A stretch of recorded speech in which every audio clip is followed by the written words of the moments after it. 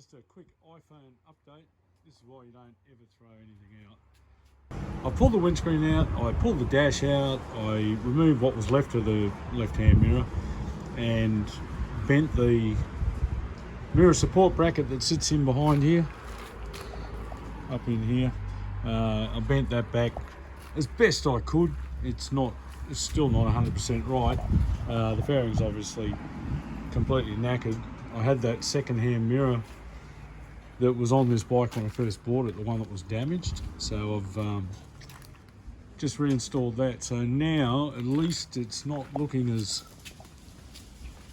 lopsided as it was. It was folded back like that, this whole top section.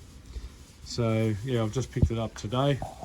It is now roadworthy, I guess. So the good news is that I can order up the parts now, and I can keep riding the bike until such time as those parts arrive, rather than having it sitting in bike works. So I guess that's like a better outcome for me anyway.